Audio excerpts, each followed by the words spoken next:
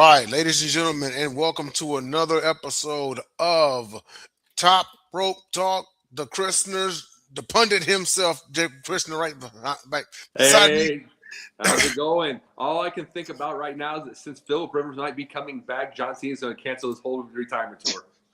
Yeah, why not? Or maybe there should be a maybe maybe the Super Bowl should be played for the Right So Choir Phil Rivers for his final season officially. And right Why below not? me is Sean Russi. And how you feeling today, man? No, everything's going good, man. All right, indeed. Well, before we get started, we've got a short show for you guys tonight. But before we get started, just make sure to follow us on. You know what, Jacob? He can do it better than me. Go ahead and let them know where they can find us. Oh, yeah. We find us on the Sideline Sports, now SYDLINE. I have got it on the Sideline One Sports. I've got the thing under our TikTok. We are growing, about to have about 700. About to hit our 700 followers. Keep building as we go.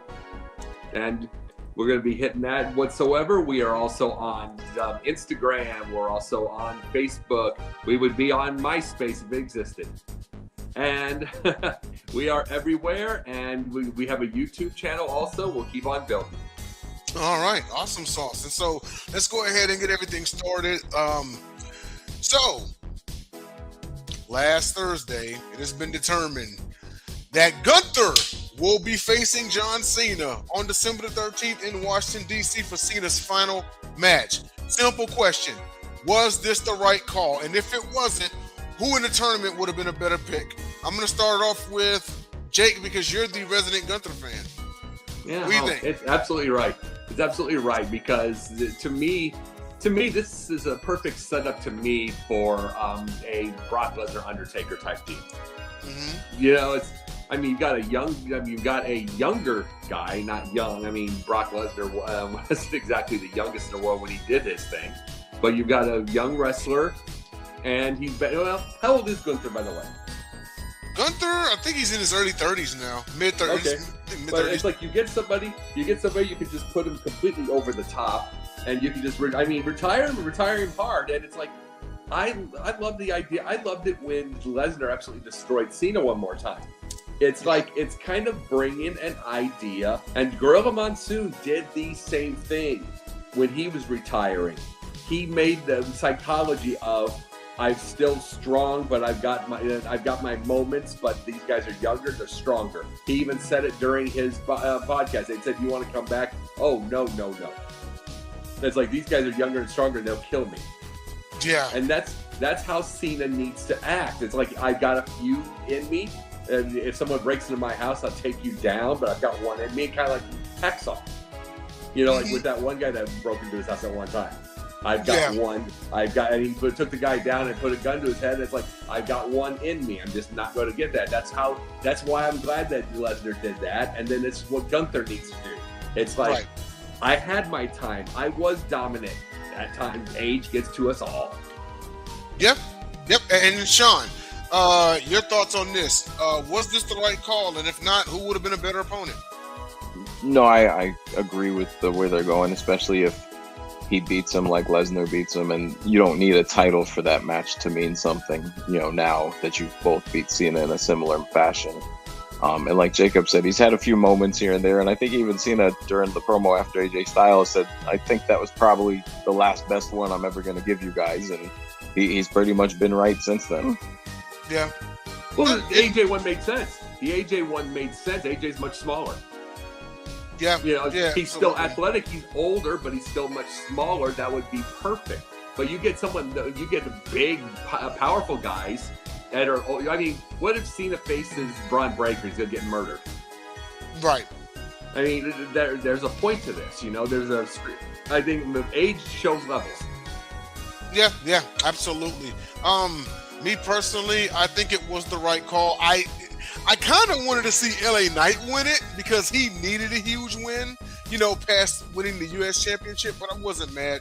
I mean, it was speculated it was going to be Gunther, and Gunther it was. The only thing is because we can probably assume Gunther's going to win. It's what's going to be in it for him afterwards. Maybe this will springboard him to being I mean, people have the projections about the world title matches come WrestleMania, But a great monkey wrench to throw in is, and I've had him pinned for the last two Rumbles or last Rumble, that Gunther was a future winner of the Royal Rumble, and he may be the favorite to win now come January. Well, one thing too is not. Here's the thing, though. LA Knight would have to have a really good match for himself. With he's not a guy that dominates people. You know what I'm saying? He's not that type. He has to have a good match. LA Knight reminds me of Macho Man a little bit in the fact that he wants to have that best match. Right. And like Macho during WCW days when he was near retirement and stuff, they told him to, and this is the NWO time, they told him to whip Bobby Eaton. And he remembered Bobby Eaton for their days in Tennessee. He's like, I ain't doing that. They put 10 minutes in. They wanted him to do it in one. So, see, and it's like if you told, something tells me if you told LA Knight he wins in a minute and goes dominates Cena, I think he'd say no. Yeah. So I think he'd say no. He wants to have that good match to show that he's that thing. He's that guy. He's that guy that would want that. I think Gunther would take it though. Yeah. No, absolutely. What do you think, Sean? Yeah, no, I think I actually think it was a good match. They did at least tease the fact that he could potentially beat Gunther there. He hit his move in crucial spots, and at least teased it. And then the submission I thought was good. And then the Brock type elbows at the end to just kind of be like, okay, enough is enough. This is over. So I think overall, I think LA Knight would have a good match, but I don't think he'd agree with a squash. No chance. Yeah. Yeah, no, agreed with that one. Well, now we are going to, and we know what,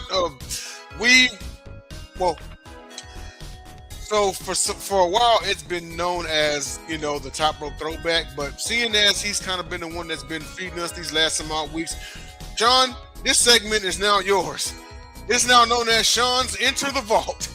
Now, I did add one myself, and we'll run through it real quickly, but this is our throwback segment of the show. And again, it's named after Sean because he's been the one that's been, kind of giving us all the great memories and everything for these last some odd weeks since he's joined the cast. Shout out to you, Sean, on that one. Appreciate it. I'm going to take it back here, and this, I don't know why this was one of my favorite times in WCW in 99. So, if you recall, in October of 1999, Goldberg defeated Sid Vicious at Halloween Havoc due to a stoppage to win the United States Championship. On the same night, this is when Hulk Hogan laid down for Sting, and then Sting said he wanted to fight. The same night, new U.S. champion Goldberg comes out there and beats him, seemingly to become the World Heavyweight Champion. But then the next night, the title was revoked because Sting came out there and said, yeah, I came out there for a fight, but I never said the title belt was on the line, so I don't need my belt back. James A. Dillon then came out there and said, you know something? You're right. Goldberg is not the WCW World Champion, but neither are you. You put your hands on a referee, so we're stripping you of the championship, and that's what set up the WCW Mayhem Tournament. Sean, your thoughts on that one? Yeah, it was kind of what WCW kind of broke down to after the years. And it was kind of weird seeing Sting in that character where he was kind of heelish and Hogan was on his way out as kind of a bad good guy dressing up in jeans and stuff. And we had the whole lay down with Jeff Jarrett, I think 6 months prior, with Vince Russo throwing the belt at Hogan. So, I mean, we had so much disasters in that little time period for them. And then the tournament, I honestly, I can't even remember who won the tournament, but stripping the belt. We're going to talk about him later. stripping the belt in WCW seemed to be something they did quite often after a pay-per-view or reversing a decision, and it just kind of got stale. Yeah, I hear that. Jacob, your thoughts on this ordeal? I mean, this whole thing just sounds like a 1 year and out TV show on Netflix. The whole way you just said, this. I mean, everything about not just Russo. Everything just smelled Russo on that one. Ugh.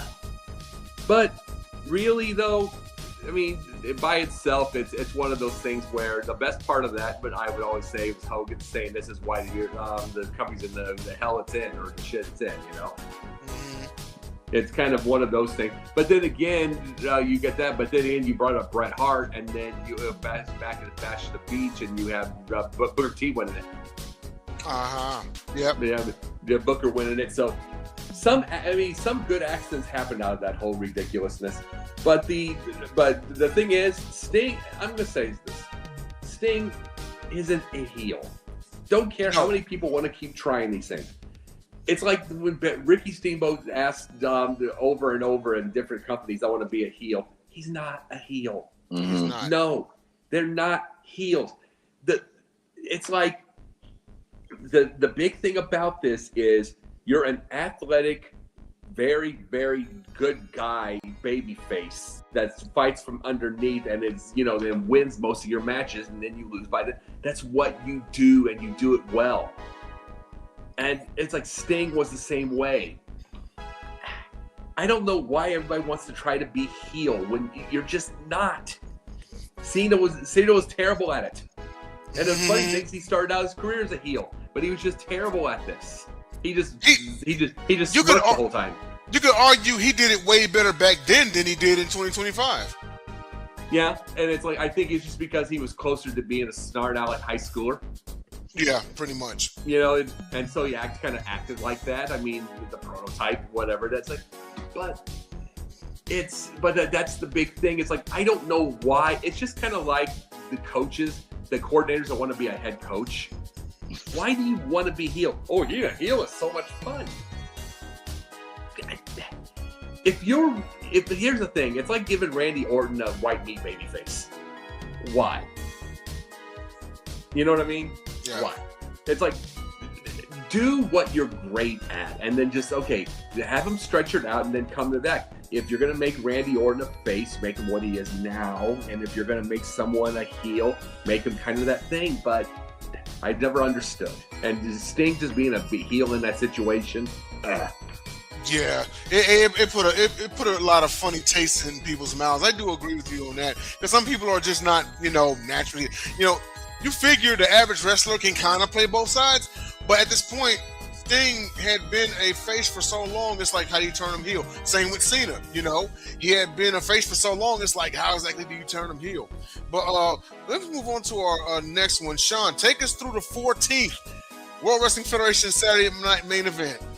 Yeah, so just a quick note on it, since we're on the date and we're coming up on Cena's last match at a Saturday Night Main Event, the 14th ever Saturday Night Main Event saw Hogan defeat King Kong Bundy. And I know Hogan was always very complimentary of Bundy, but I don't think anyone really expected a dethrone there. But I think he was a great counterpart for what Hogan was at the time. Kind of like Earthquake, but Bundy was obviously a much bigger personality. Right. Absolutely. And then, Jacob, your thoughts about this?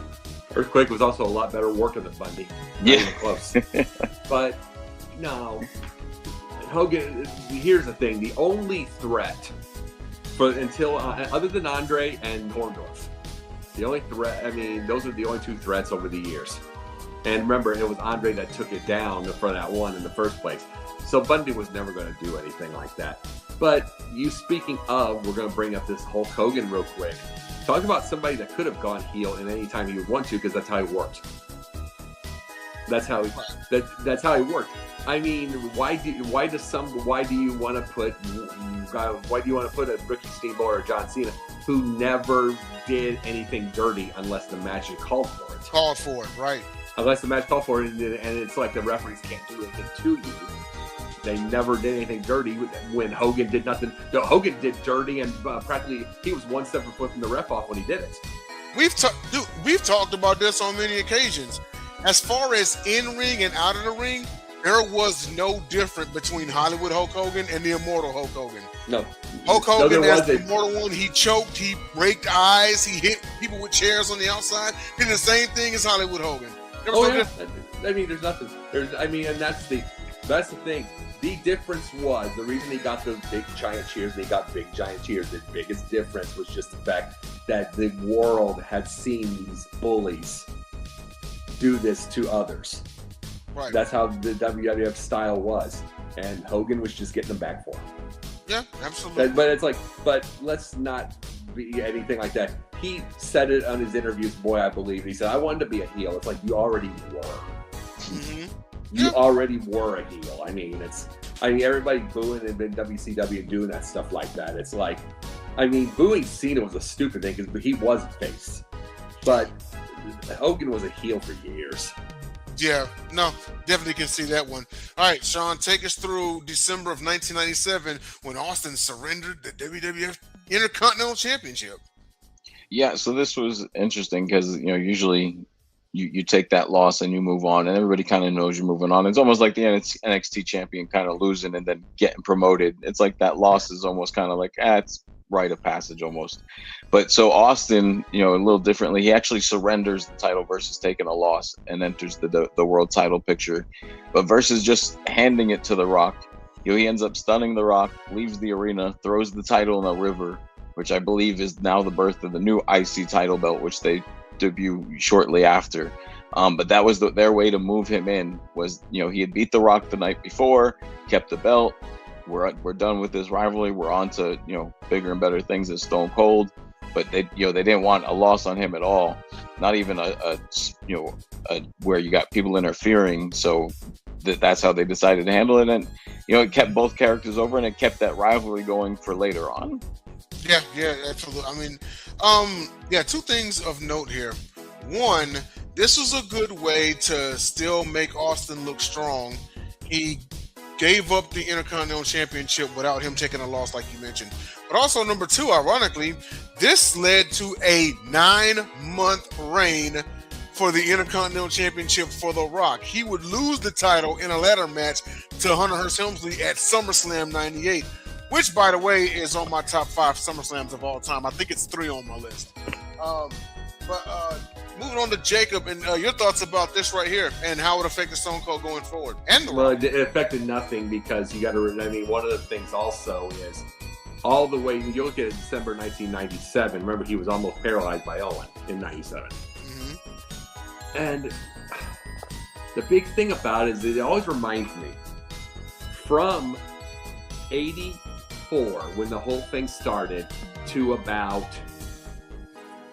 the end of the let's see, Ruthless Aggression era. Mm-hmm. Vince just knew how to keep 6 or 7 really strong the guys in there as far as world title contenders. Of course, he knew. That's where. See, it's like it got weaker. The booking got weaker after. That's what people forget. But it just showed all of this. It's like it did nothing because they were already going to be world title people right off the bat. I'm like, we can name 6 in 84, 85 through 88, even though Hogan was going to keep the thing. But we can name 6 there. We can name 6 in the Austin era, Austin Rock era. We can name 6. We can name 6. I mean, we can name 6 from both Raw and SmackDown in the Ruthless Aggression. Yeah, that's true. We can name that. I mean, go to SmackDown. You had, besides Hogan coming back on that, you had Benoit, you had Eddie, you had Edge, you had Chris Jericho. Over and over. And it's like, and you could go. I mean, they had those, and that was what's weakened. And something like this match shows. It showed it. That's all I meant by that. Is it showed that they, but that it would do nothing because they're going to get ready for the title shot. For the World Heavyweight title. And Rock was coming up right afterwards. Yeah.